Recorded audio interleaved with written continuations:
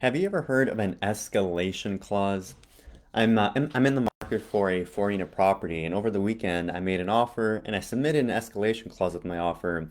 And you don't hear it talked about too much. It's not commonly used all that often. So I figured it'd be a good refresher on a tool that you have in this market or in any market when you're competing with other buyers. Now, what is an escalation clause? If you haven't heard of it, basically what it means is, let's say you're making an offer on a 200K property, right? You have multiple offers, you have multiple people putting in offers, and if you submit an escalation clause, it basically means that you're willing to offer X amount more than the next highest person. So using an escalation clause basically means nobody's going to beat you out on price. Most of the time, it depends on you and your situation, but it basically tells the seller you are going to have the offer with the best price. Now, if you're freaking out, like, what if they make this up? How high can I go? What if they're fabricating or lying? Look, here's the thing: when you make an escalation clause, you're able to put a limit. So let's say again, you're offering a house on 200K.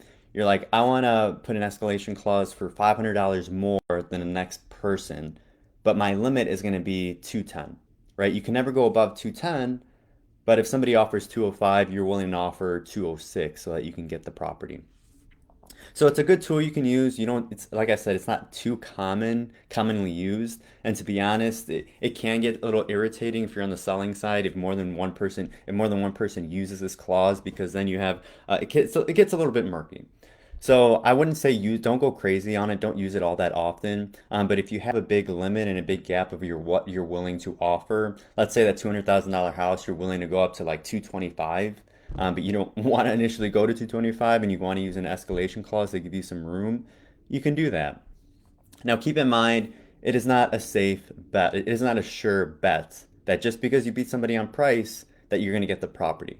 Okay? Keep in mind, it's also about terms. It's also about how much of a down payment you're putting down, type of loan, the timeline on when you want closing to be. So it's not just all about price. So here's my recommendation if you kind of want to try this out and use an escalation clause next time you're in a bidding war, next time you're gonna go house shopping anytime soon, is if you know your terms aren't the best, if you know you're gonna only put 3.5% down, 5% down, and you're competing in multiple offer situation, sometimes people put 10%, sometimes people put 15. It depends on kind of what property class you're looking at. But if you do run into in that scenario, don't be afraid to be aggressive with your clauses and say, hey, I'm willing to put $5,000 over the next competing offer if of course you're financially able to. Because think about it, if you're only going to put a dollar, 500, $1,000 more than the next competing offer, but let's say they put 5%, 10% down versus your 3.5, is 500 or $1,000 really going to get the seller to say, you know what, I'm going to go with this person who might have issues closing versus the other person who has more cash in the bank, who has more certainty that they're going to make it to the closing table? If I'm the seller, probably not. But if you put $5,000 more or whatever it is, if you put more money on the table that you're willing to put more over and be a little bit more aggressive, then they might have to think about it. Then even if you're putting a little bit less down, maybe to some people that extra 5,000 is worth picking your offer versus going to someone who's going to put $10,000. So it all depends. I'm not saying it's a guarantee. I'm not saying just because you beat somebody on price, you're going to get the property, but it is a tool that you can use when you're going out there and trying to fight with multiple people in the bidding war scenario. So it happens. It doesn't always work. It's worked for people. I've used it before. Spoiler alert, it didn't work for me on this property, just because, again, the terms, I was putting as least money down as I could.